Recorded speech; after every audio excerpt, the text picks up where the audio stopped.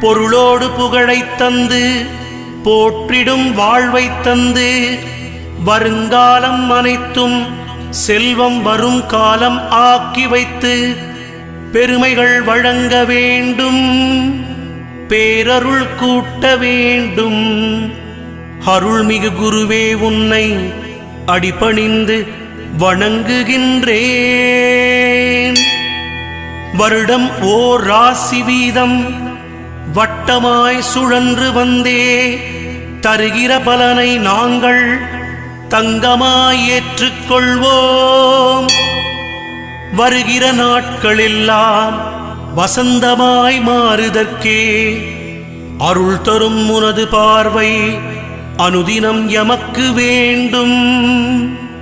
குருவே, நீ பார்த்தால் போதும் கோடியாய் நன்மை சேரும்.